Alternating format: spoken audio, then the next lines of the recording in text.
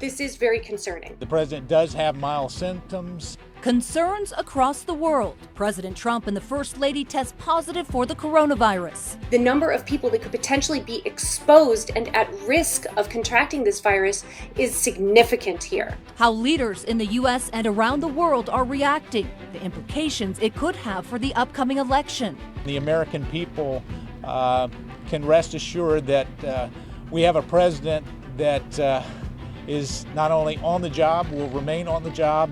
Denver7 is following the latest developments from the White House. And we are following breaking news this morning at 11. President Donald Trump and First Lady Melania have mild symptoms of the coronavirus and are now in quarantine. The First Lady sent a tweet this morning that overall she's feeling good and looking forward to a speedy recovery. The president and the First Lady tested positive yesterday. Chief of Staff Mark Meadows spoke to the president this morning and says the diagnosis isn't stopping the president from doing his job. He continues to be not only in good spirits, but very energetic. Okay. His first question to me this morning how's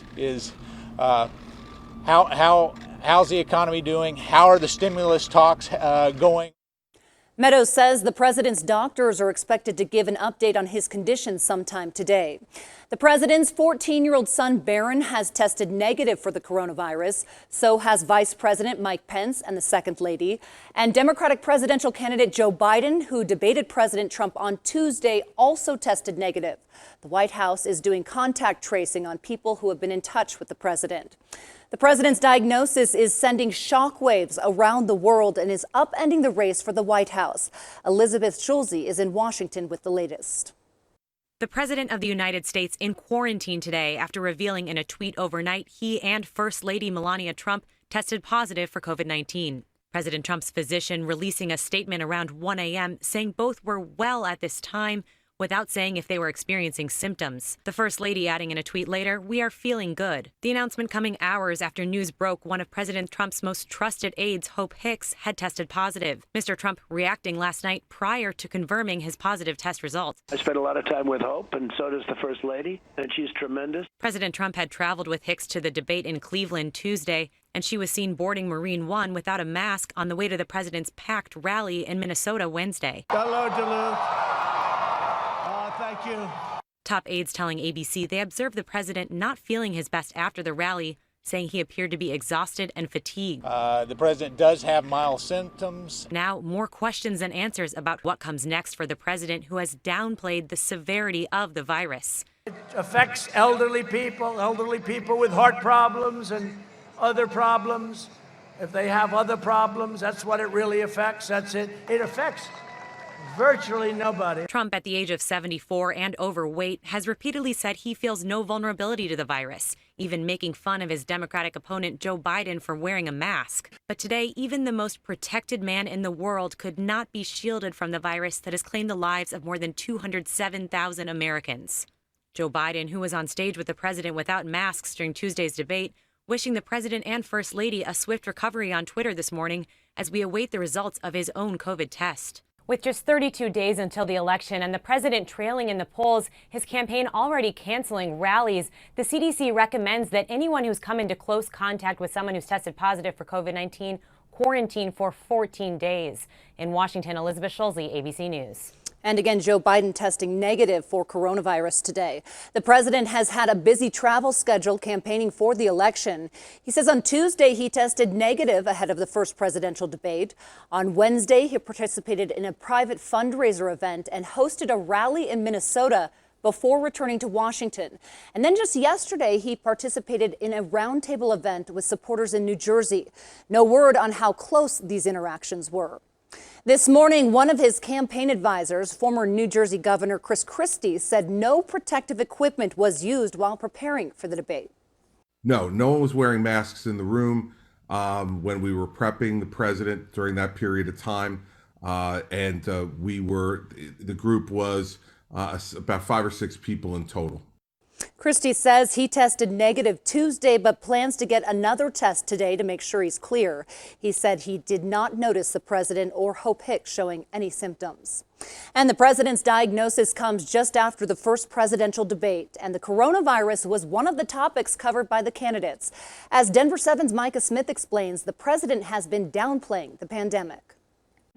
For the past few months, President Trump has taken a less cautious personal and political stance on coronavirus. Even when we look at his comments over the past week, we can see the president doubling down on that stance. On Tuesday, during his debate with former Vice President Joe Biden, the president said he wears a mask when he feels it's necessary, but he also began mocking the former vice president for wearing a mask during that same debate. I don't wear masks like him. Every time you see him, he's got a mask. He could be speaking 200 feet away from it. He shows up with the biggest mask I've ever seen.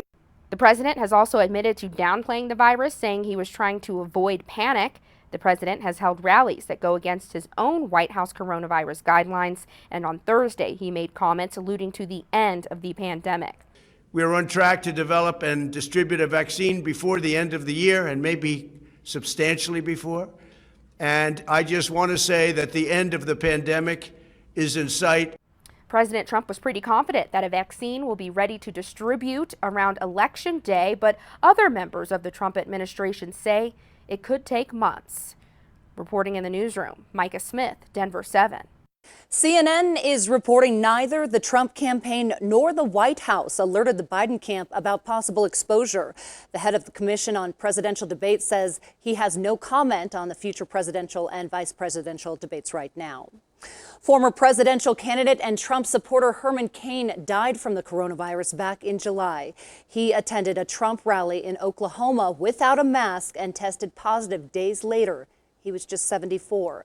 President Trump is the same age and because of that in a higher risk category for complications from the virus. Denver7's Nicole Brady continues our coverage at Denver Health. We've long known that age is the biggest factor when it comes to the severity of the illness. Those over 80 are most vulnerable. But according to the CDC, those between 65 and 74, President Trump's age, are 5 times more likely to be hospitalized with coronavirus compared to someone in their 20s. The CDC's latest infection fatality rate for people in their 70s is around 5%. So it's high, but obviously that means that a lot of people in their 70s are surviving. The president's weight is also a risk factor. At his annual physical in June of this year, he weighed in at 244 pounds, and that means his BMI is just over the line into the obese category. Recent studies have shown obesity more than doubles a person's risk of landing in the hospital with the virus. Obesity can also make vaccines less effective. The White House has mostly cleared the president's schedule for today. The one thing still on the schedule is a midday call to talk about COVID support for vulnerable senior citizens. Nicole Brady, Denver7. And we want you to hear the same information we're getting from the White House about the president's health. His doctor released this letter last night. I want to read it to you in full. Quote, "This evening I received confirmation that both President Trump and First Lady Melania Trump have tested positive for the virus. The President and First Lady are both well at this time, and they plan to remain at home within the White House during their convalescence. The White House medical team and I will maintain a vigilant watch, and I appreciate the support provided by some of our country's greatest medical professionals and institutions. Rest assured, I expect the president to continue carrying out his duties without disruption while recovering, and I will keep you updated on any future developments." The White House said this morning the president has mild symptoms of the virus. What if it gets worse? The Constitution lays out what should happen if the president is incapacitated. The 25th Amendment addresses secession in the event of a president's death. There's also a section that allows the president to temporarily turn power over to the vice president during a medical situation. This clause has rarely been used since the 25th Amendment was ratified in 1967. President George W. Bush briefly turned over power to Vice President Cheney in 2002 and 2007 while he underwent a colonoscopy. And President Reagan used it in 1985 for a colonoscopy. It was not used in 1981 when President Reagan was shot and in the hospital for 2 weeks. Leaders across the country are reacting to the news. Overnight, Secretary of State Mike Pompeo spoke to reporters about the president's diagnosis. They'll have a speedy recovery. I spoke with the Vice President's office this morning as well. We're taking this obviously very seriously. Vice President Mike Pence says he's joining millions across the country praying for a full recovery. And Colorado Governor Jared Polis tweeted his wishes for the president's successful and complete recovery.